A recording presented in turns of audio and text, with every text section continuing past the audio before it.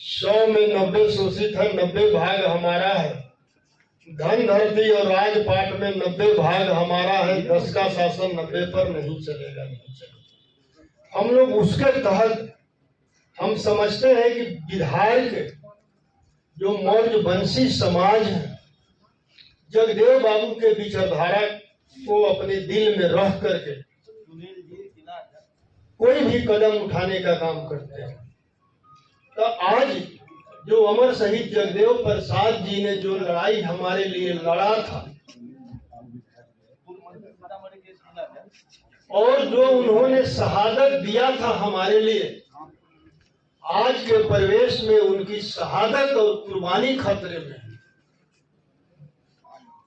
मौर्य वंश का इतिहास खतरे में है और इस खतरे का आगाज हो चुका है। आपके दुश्मनों ने आगाज कर चुका है। जो पार्लियामेंट में जो सांसद भवन का उद्घाटन किया इन लोगों ने, आप लोगों ने न्यूज टीवी पर देखा होगा, पूरी मनुवाद हावी था और आपके पूर्वजों का प्रतीक चिन्ह सम्राट अशोक का चक्र को छोटा कर दिया और बगल में पुष्यमित्र शुंग का मनु स्मृति का प्रतीक संगौल लगाने का काम किया। तो हमें क्या चाहिए, हमें किस दिशा में जाना है? अगर हमारे पूर्वजों का इतिहास बचेगा, संविधान बचेगा, आरक्षण बचेगा, तो हमारे आने वाले पीढ़ी और हमारे बच्चों का भविष्य रहेगा, वरना भविष्य खतरे में। ये लोग क्या बोल रहा है? हिंदू राष्ट्र बनाना है। हिंदू राष्ट्र का परिकल्पना कभी हमारे पूर्वजों ने किया है? हमारे पूर्वजों ने कभी धर्म जाति का लड़ाई लड़ने का काम किया है? हमारे पूर्वजों ने हमेशा शिक्षा और स्वाभिमान का लड़ाई लड़ा है। आप गौतम बुद्ध से लेकर देख लीजिए, सम्राट अशोक, राजा बृहदत्त, ज्योतिबा राव फुले, सावित्री बाई फुले, अमर शहीद जगदेव प्रसाद से आज तक जो है,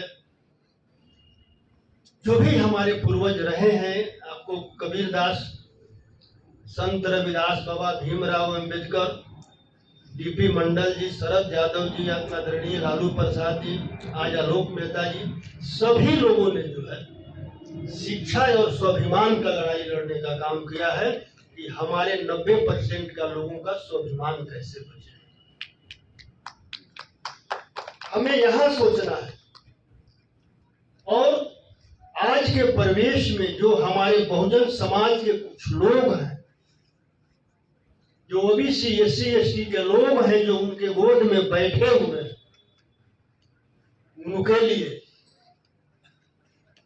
काशीराम जी ने एक किताब लिखा था, चमचा जुग, और काशीराम जी ने कहा था हमारे ही लोग कुछ चमचे हो गए हैं जो वहां बैठकर हमारे लोगों का सौदा कर रहे हैं, और जिनको जवानी में चमचागिरी करने का लत लग जाता है वो ताह जीवन दलाली करने का काम करें। तो हमें ऐसे दलालों से सावधान रहना है। आज देश के बहुजन समाज का मांग क्या है? हमें देख रहा है, हमें दिख रहा है, हमारे गांव में रहने वाले बहुजन समाज के लोगों को क्या दशा है उनको दिख रहा है। लेकिन क्या जो बहुजन समाज के लोग उनके साथ बैठे हैं उनको दिखाई नहीं दे रहा है? दिखाई दे रहा है, लेकिन उनको समाज से कोई लेना देना नहीं है। उनको सिर्फ अपना कुर्सी प्यारा है। आप भी जगदेव बाबू का शहादत दिवस मनाते हैं, जयंती मनाते हैं और स्टेटमेंट देते हैं, लिखें कि जगदेव बाबू का सपना तो पूरा हो गया। जगदेव बाबू ने कहा था कि मतलब कि 100 में 90 शोषित है, 90 भाग हमारा है। हमारे बहुजन समाज के लोग जो बीजेपी के साथ बैठे हुए, आरएसएस के साथ बैठे हुए हैं, वो कहते हैं कि आज देख लीजिए राष्ट्रपति भी जगदेव बाबू का है, प्रधानमंत्री भी जगदेव बाबू का है, अधिकतर राज्यों का मुख्यमंत्री जगदेव बाबू के विचारधारा का है। उनका सपना तो पूरा हो गया। अरे भाई, उनके जातीय समीकरण का है, उनके सिद्धांतों के समीकरण का नहीं है। जातीय समीकरण का जरूर है, लेकिन सभी लोगों ने मनुवादियों और सामंतवादियों का मानसिक गुलाम है, जो आरएसएस और बीजेपी के बोर्ड में बैठा हुआ है। तो क्या हमें गुलामों से आजादी मिल सकता है क्या? बाबा भीमराव अंबेडकर के संविधान को तोड़कर सुदामा कोटा के तहत 10% आरक्षण दे दिया गया। बीजेपी आरएसएस के गोद में बैठे सांसद और विधायक बहुजन समाज के जो थे, एक शब्द भी विरोध करने का काम किया क्या उसका? कि ये जगदेव बाबू के सिद्धांत को तोड़ा जा रहा है, बाबा भीमराव अंबेडकर के संविधान को तोड़ा जा रहा है। किसी ने विरोध किया? सभी लोगों ने समर्थन देने का काम किया। और कुछ लोग तो ये भी बोले कि 10% ही मिला है, हम तो 15% चाहते थे। क्या उन लोगों को 10% आरक्षण जायज है? आज जातीय जनगणना जो बिहार में हुआ है, उसी को लेकर किया गया है। भाई थोड़ा हम देखें तो कि 10% जिनको आरक्षण दिया गया है, ये बताकर कि गरीबी रेखा से नीचे 10% वो लोग हैं, और आर्थिक आय कितना रखा गया है? वार्षिक 8 लाख रुपया प्रति वर्ष आय वाला व्यक्ति, जो 10% स्वर्ण लोग हैं, 8 लाख कमाने वाला व्यक्ति गरीब है, उसको आरक्षण मिला है। क्या आपके किसी लोगों ने आवाज उठाया? पूरे देश में अगर आवाज उठाने का काम किया तो आदरणीय लालू जी का पार्टी राष्ट्रीय जनता दल ने इस 10% आरक्षण का पुरजोर विरोध किया। और दूसरा एक जो है साउथ का 4 मुसलमान सांसद जो विपक्ष में वोट डालने का काम किया था, लेकिन सभी लोगों ने समर्थन में काम किया। तो क्या ऐसे लोग जगदेव बाबू का सपना पूरा कर सकते हैं क्या? आज जगदेव बाबू भी इन लोगों के विचार से लैस होते, उनका हत्या नहीं होता। हत्या होता? हत्या क्यों हुआ? कि जगदेव बाबू ने अपने कुर्सी के लिए उस समय के वर्तमान दिल्ली में बैठे सरकार से समझौता नहीं किया, और क्या कहा? हमें बिहार का कुर्सी नहीं चाहिए, क्योंकि हमारे 90% के लोग जो हैं पिछड़े हुए हैं, और 90% के लोगों को हर क्षेत्र में 90% का हिस्सेदारी चाहिए। और ये तभी संभव है जब तुमको इस गद्दी से उखाड़ कर फेंकेंगे और 90 के बीच के लोगों को इस गद्दी पर बैठाने का काम करेंगे। नतीजा क्या हुआ? उनका हत्या हो गया। लेकिन आज जो हमारे बहुजन समाज के लोग हैं, जो 90% के लोग हैं, उनका दल बदलते ही दिल में भी परिवर्तन हो जाता है, और बार बार दल बदलते हैं, सिद्धांत बदलते हैं। कभी कॉलोनियल सिस्टम का बात करते हैं, कभी शिक्षा का बात करते हैं। उनसे पूछना चाहिए बहुजन समाज के लोगों को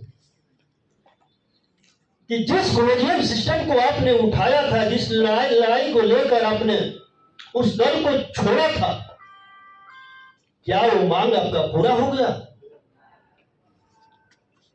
आप देखे होंगे पूरा समाज नेता मान चुका था वैसे लोगों को, और उसके बावजूद भी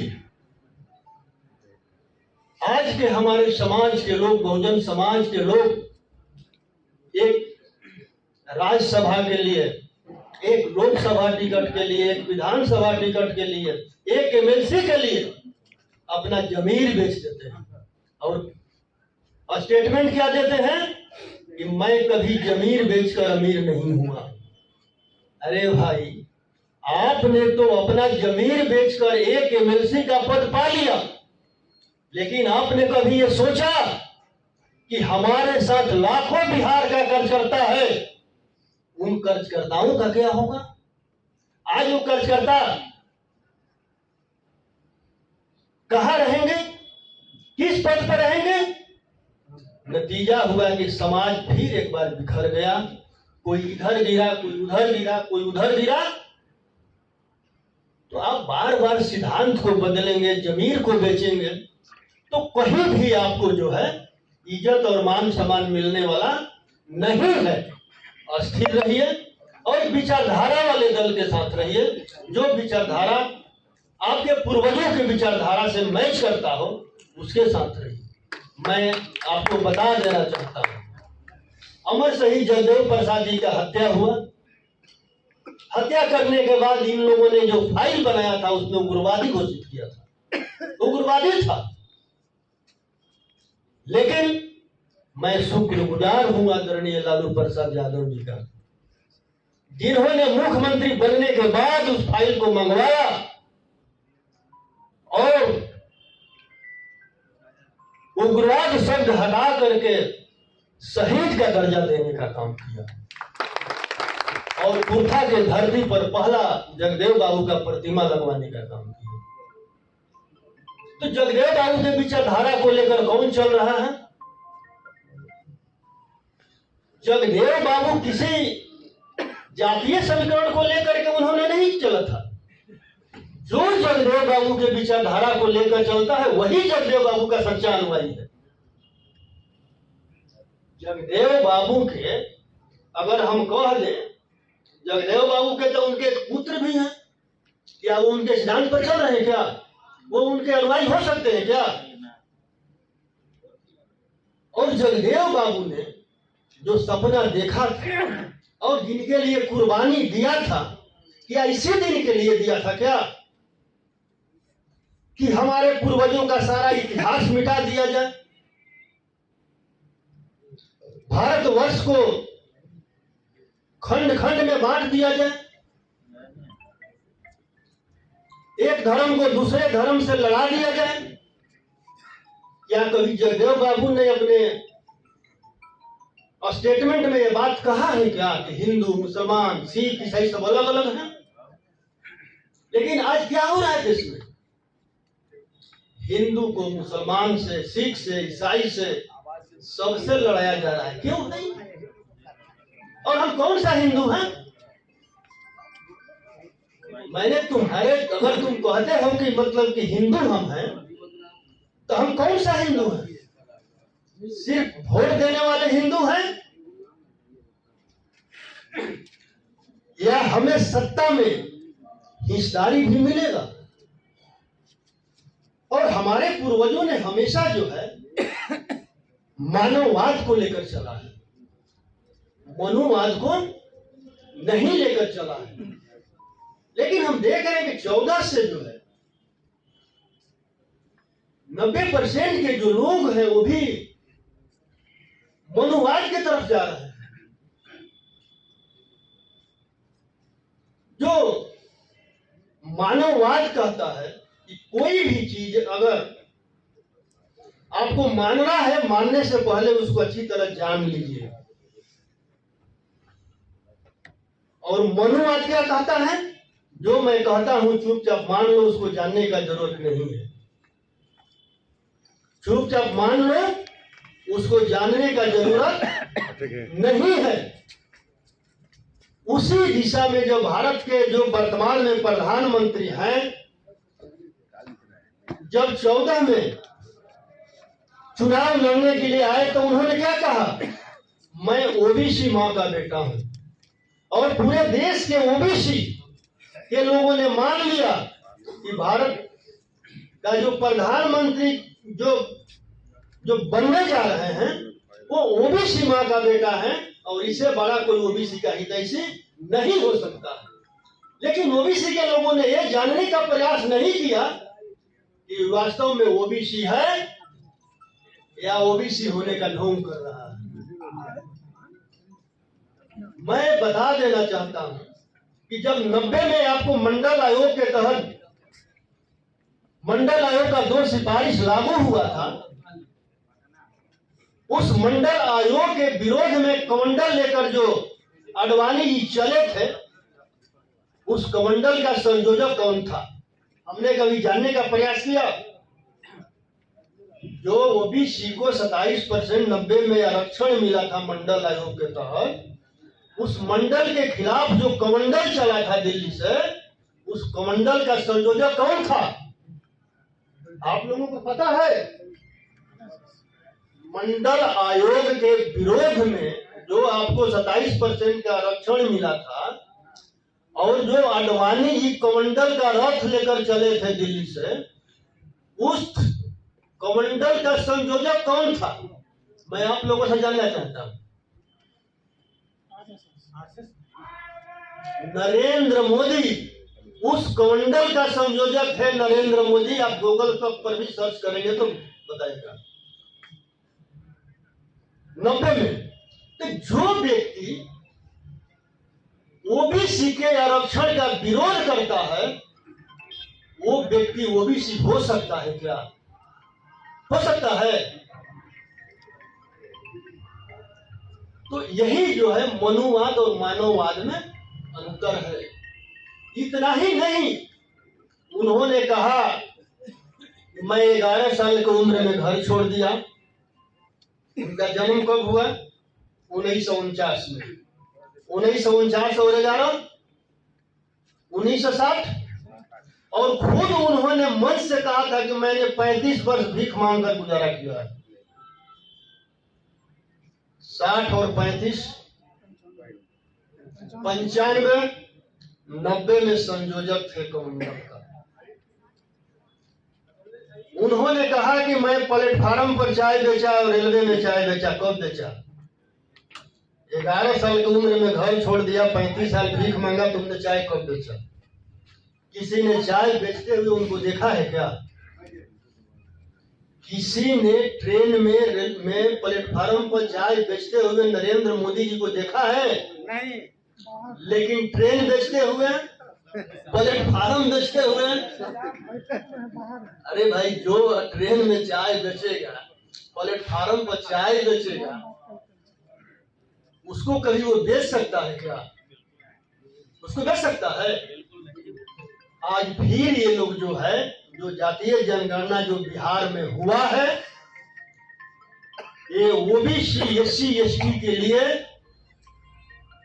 बहुत ही भाग्य की बात है कि आदरणीय लालू प्रसाद जी और नीतीश कुमार जी और उप मुख्यमंत्री तेजस्वी यादव जी ने मिलकर जो जातीय जनगणना करवाया है, उससे 90% के लोगों को 90% का हिस्सेदारी मिलेगा।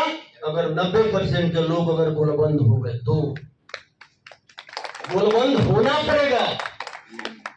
आप देख लीजिए, जगदेव बाबू ने क्या कहा था? धन धरती और राजपाट में 90 भाग हमारा है। कैसे मिलेगा? नरेंद्र मोदी जी भारत का प्रधानमंत्री ओबीसी हैं, राष्ट्रपति भी ओबीसी हैं। देश को तो यही लोग चला रहे हैं। लेकिन आप गूगल सर्च करिए, भारतीय सचिवालय में ओबीसी का संख्या क्या है? कितने % है? 0। तो ओबीसी आप उसको मानते हैं क्या? आप ओबीसी उसको मानते हैं? जब आप ओबीसी का प्रधानमंत्री हैं और एसटी का राष्ट्रपति हैं और ओबीसी का भारतीय सचिवालय में जो प्रतिनिधित्व है वो 0 है, तो उस प्रधानमंत्री को मैं ओबीसी मानता हूं क्या? मैं आज भी कहता हूं, प्रधानमंत्री जी अगर आप ओबीसी हैं तो एक बार मंडल आयोग के रिपोर्ट को पढ़ लीजिए। और उसमें अभी 38 सिफारिश बाकी है और आज ओबीसी की संख्या 63% हो चुका है और उनकी संख्या 10% ही है जिनको आप लोगों ने आपने 10% दे दिया है। जब सुदामा कोटा को तोड़कर, जब सुदामा कोटा के तहत 50% का रिस्ट्रिक्शन आपने तोड़ ही दिया है, जिस पर सुप्रीम कोर्ट ने रोक लगाया था, तो जब 10% वालों को 10% दे ही दिया है, तो 90% वालों को 90% दे दो। और फिर इसमें और कितना देर करोगे, कितना ढोल करोगे, मतलब ओबीसी का। आज वो बोल रहे हैं गरीब, हम गरीबों के साथ हैं। 8 लाख कमाने वाला गरीब है। इतना ही नहीं, आप देखिए जो नई शिक्षा नीति 2020 इन लोगों ने लाया है, जब पूरे देश कोरोना से करा रहा था, तो ये लोग जो है नई शिक्षा नीति ला रहे थे। उसमें क्या है, क्लोजर एंड मर्जर, और उस नीति के तरह भारतवर्ष के लगभग 60,000 विद्यालय को बंद कर दिया गया है, सरकारी विद्यालय को। और जहां जहां जिस राज्य में भाजपा का सरकार है, वहां के सभी विद्यालय को प्राइवेट के हाथों में देने की बात चल रही है। अगर सरकारी विद्यालय प्राइवेट हाथों में चला गया, तो गरीब के बच्चे पढ़ पाएंगे क्या?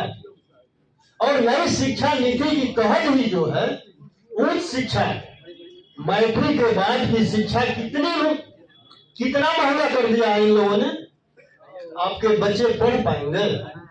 उतना ही नहीं, क्लोजर एंड मर्जर के तहत इन लोगों ने जो 45,000 आपके देश में डिग्री कॉलेज है, उनको उसको क्लोज एंड मर्ज करके 15,000 पर लाने का प्लान है इन लोगों का। नई शिक्षा की नीति, आप बोतल खोलिए, निकालिए, उसको देखिए। तो शिक्षा नीति पूरी भारतवर्ष का शिक्षा चौपट। उस समय जो द्रोणाचार्य जो बैठा था, वो एकलव्य का केवल अंगूठा काटा था, लेकिन आज का जो द्रोणाचार्य जो केंद्र के गद्दी पर बैठा हुआ है, बहुजन समाज के बच्चों का पूरा हाथ काट चुका है, अंगूठा नहीं। अब क्या चाहते हैं? आपके बच्चे गुलाम पैदा हो। और ये और आप ये समझ लीजिए, अगर नहीं चाहते, हम लोग चेता रहे हैं, अगर आप नहीं समझे, अगर ये लोग 24 में आ गया तो दोबारा चुनाव नहीं होगा। सभी लोगों को पता है, चूंकि पूरे राजतंत्र के तरफ ये लोग बढ़ चुका है और संविधान इनडायरेक्ट मिटा चुका है और मनुस्मृति लागू कर चुका है। अभी जो राम मंदिर का जनवरी में उद्घाटन होने वाला है, आप लोगों को पता है? राम मंदिर में किसका जगह है? अयोध्या। अयोध्या किसका जगह है? आप लोगों को पता है? अयोध्या जो है 180 वर्ष पूर्व जो है भारतवर्ष पर मौर्य वंश का शासन था, यानी आज से 2203 वर्ष पहले। और 2203 वर्ष पहले वो अयोध्या नहीं था, वो साकेत था। और साकेत सम्राट अशोक और गौतम बुद्ध का नगरी था। और जब अयोध्या था ही नहीं, तो किस अयोध्या में राम का जन्म हुआ? हमारे लोगों को इतिहास पढ़ने का जरूरत है। आपके मौर्य वंश के लास्ट शासक राजा बृहदत्त का हत्या पुष्यमित्र शुंग ने किया 180 वर्ष ईसा पूर्व। और राजा बनने के बाद उसने अपने आप को राम स्थापित किया। पुष्यमित्र शुंग ही राम है, जो राजा बृहदत्त का हत्यारा है, मौर्य वंश का विनाशक है। और वही राम भी वही है और परशुराम भी वही है, जो बोलता है ना कि 21 बार क्षत्रिय का संहार किया। किस क्षत्रिय का संहार किया? मौर्य वंशी क्षत्रिय का संहार किया परशुराम ने। दूसरा क्षत्रिय का संहार नहीं किया, मौर्य वंशी क्षत्रिय का। उस समय जो है मौर्य वंशी ही थे।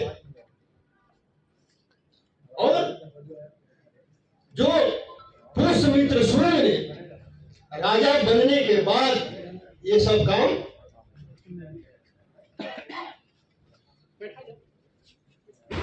बैठ जाइए आप। और जब पुष्यमित्र शुंग ने जब राजा बना, जितना भी बौद्ध का जगह था सारे बुद्धिस्ट जगह पर उसने काल्पनिक मंदिर बनवाने का काम किया। जहां जहां प्राचीन मंदिर है आप खुदाई करवाएंगे तो वहां पर गौतम बुद्ध और सम्राट अशोक का अवशेष मिलेगा। इतिहास आपका है। आपके इतिहास के साथ बहुत छेड़छाड़ किया है इन लोगों ने। आज हमारे समाज के लोग कहते हैं मैं राम का वंशज हूं। इस पर कभी आप लोगों ने सोचा है मैं कैसे राम का वंशज हूं? राम तो हमारे वंश को मिटाने का काम किया था।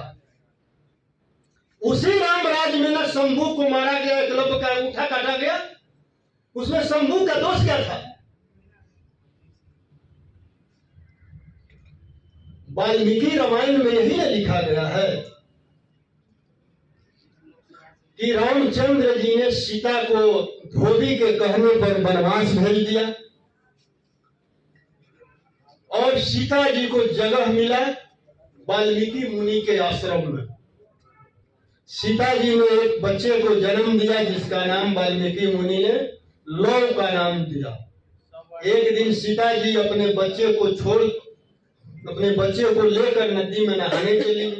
वाल्मीकि मुनि ध्यान में थे। ध्यान उनका टूटा तो उनको लगा कि सीता का बच्चा नहीं है, लगता है कोई जंगली जानवर खा गया है। तो उन्होंने एक कुश कबाड़ा और एक बच्चा पैदा कर दिया। संभव है? उसने कुश कबाड़ा और एक बच्चा पैदा कर दिया और उस कुश से मौर्य वंश का जो लड़ाकू इतिहास था, जो राजघराने से ताल्लुक रखता था मौर्य वंश से, एक झटके में मौर्य वंश को कुश वंश में तब्दील कर दिया और उस कुश वंश से कुशवंशी हो गए। और राम के दो पुत्र लव और कुश, मतलब राम के पुत्र कुशवंशी। इसको मानते हैं आप लोग?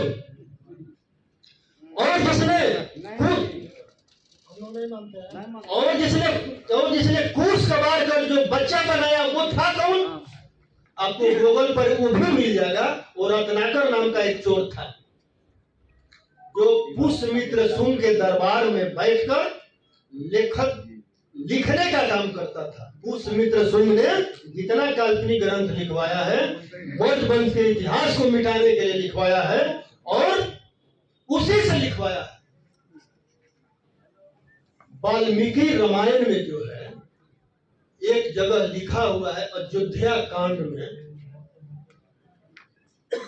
ग्राफ जो है 109 है और श्लोक नंबर 34 है। उसमें लिखा हुआ है तथागत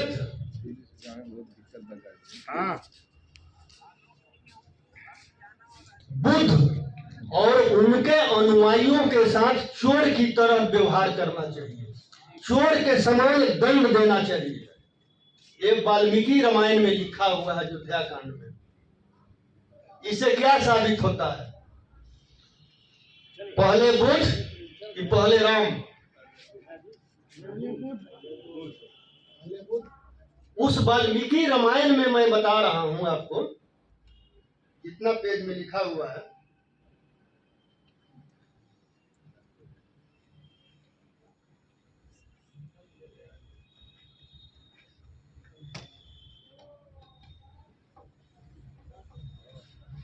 इसमें स्वर्ग 109 है और चौपाई 34 है अयोध्या का।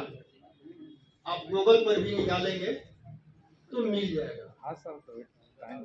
तो चौपाई कितना? चौपाई 34 अयोध्या कांड में स्वर्ग 109 और चौपाई जो है 34 है, जिसमें लिखा हुआ है जैसे चोर दंडनीय होता है उसी प्रकार वैध विरोधी बुद्धिजीवी भी दंडनीय है। तथागत यथाही इसी कोटि में समझना चाहिए। बुद्ध प्लस तथागत एवं इनके बाद शब्द आया नास्तिक मत, जिसमें दो शब्द है नास्तिक प्लस अन्न।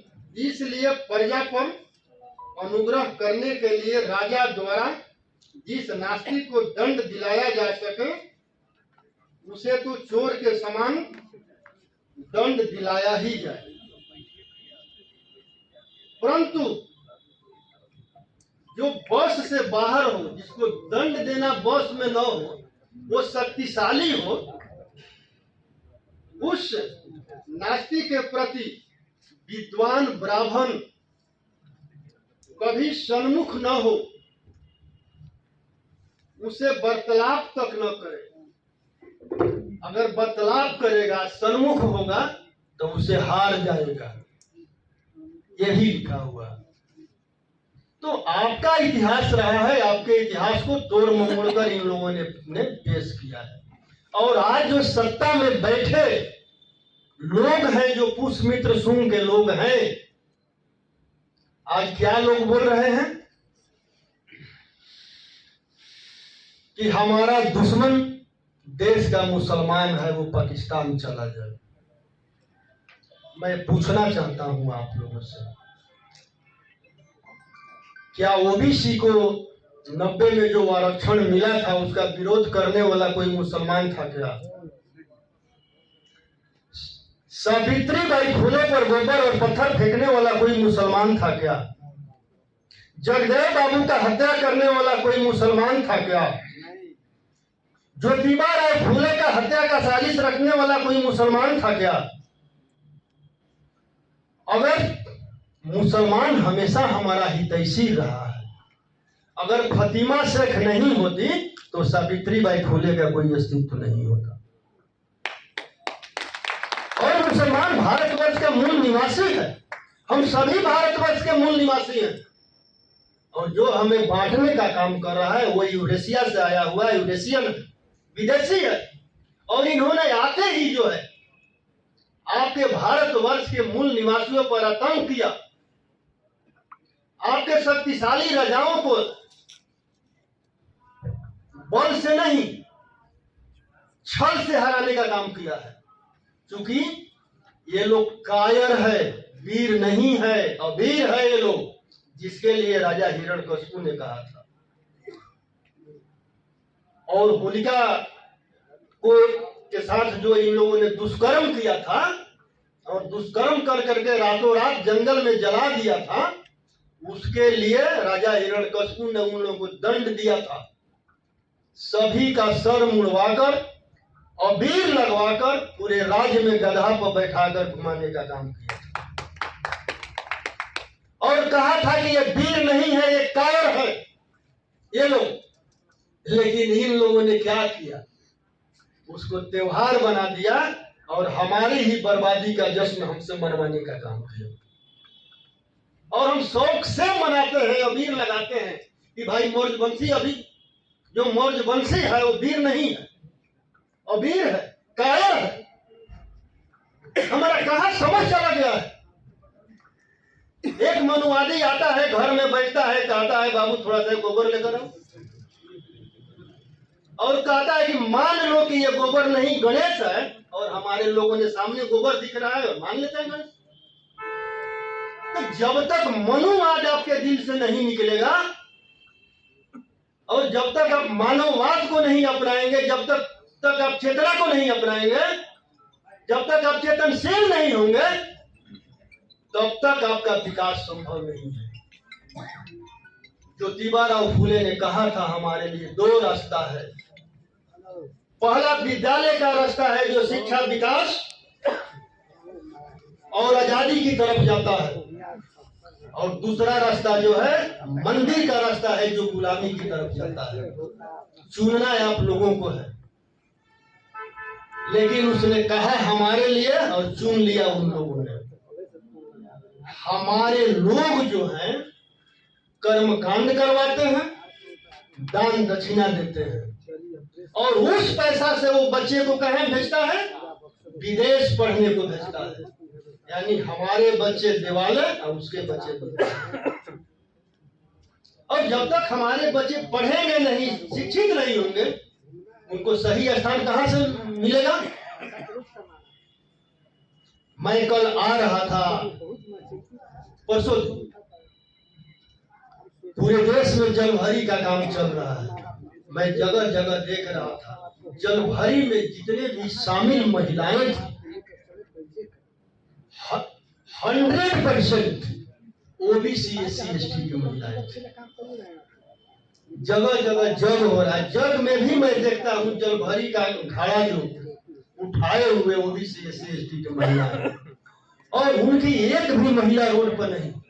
उनकी महिलाएं अगर आती भी है तो गाड़ी में बैठ करके पीछे पीछे जाती है, और आपको समझाया जाता है कि घड़ा उठाने से आपको मतलब कि बहुत लाभ होगा, आपको पुण्य मिलेगा, आप सीधा स्वर्ग में जाएंगे। अरे भाई, अगर स्वर्ग में जाना होता तो उसकी महिलाएं आपको छूने देती घड़ा को क्या? जब आपके राष्ट्रपति द्रौपदी मुर्मू को गर्भगृह में नहीं जाने दिया इन पाखंडियों ने, तो आपको जलभरी का घड़ा छूने देगा?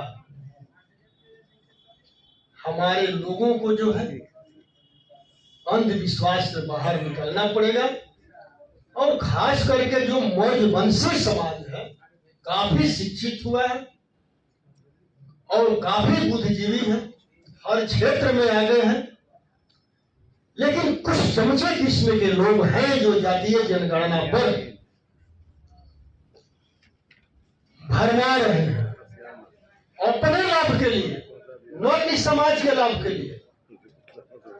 अगर आप समझिए, जो बहुजन समाज के लोग हैं, जो बीजेपी RSS के साथ खड़े हैं, अगर बीजेपी का सरकार बनता है 24 में, तो वो संविधान को मिटाने में मदद करेंगे या बचाने में मदद करेंगे? मिटाने में। हमें किसके साथ रहना है? बचाने में। तो अपने लोगों को, बहुजन समाज के लोगों को, अब मैं लास्ट लाइन बोलने जा रहा हूं। 2 ही धारा है देश में, तीसरा कोई धारा नहीं है। 2 लाइन है जिसको आदरणीय लालू प्रसाद यादव जी ने पूरे देश में खींचने का काम किया है। एक आदरणीय लालू प्रसाद यादव जी का धारा है अमर शहीद जगदेव प्रसाद, ज्योतिबा राव फुले, सावित्रीबाई फुले, गौतम बुद्ध, सम्राट अशोक का धारा है। कर्पूरी ठाकुर जी का विचारधारा है, मंडल बीपी मंडल जी का विचारधारा है, संत रविदास कबीरदास का विचारधारा है। जो विचारधारा संविधान और आरक्षण को बचाने का काम करेगा, और दूसरा पुष्यमित्र सुन का मनुवाद विचारधारा है जो संविधान को मिटाने का काम करेगा। मतलब एक लाइन में संविधान को मिटाने वाले खड़े हैं और दूसरी लाइन में संविधान को बचाने वाले खड़े हैं। हमें किसके साथ? 2 ही लाइन है, एक लाइन में संविधान को बचाने वाले लोग खड़े हैं और दूसरे लाइन में संविधान को मिटाने वाले लोग खड़े हैं। हम कहते हैं कि उनकी संख्या 10% है, फिर भी 10% वाला 90% के साथ अन्याय कैसे कर सकता है? कर सकता है। 10% वाले लोगों में कुल्हाड़ी का काम करता है, और उस कुल्हाड़ी से आपको काटने का काम करता है। जो कुल्हाड़ी है वो 10% है, लेकिन जो उस कुल्हाड़ी में बेट लगा हुआ है वो 90% के लोगों का बेट है। जब तक वो बेट सक्रिय रहेगा तब तक वो कुल्हाड़ी आपको काटते रहेगा।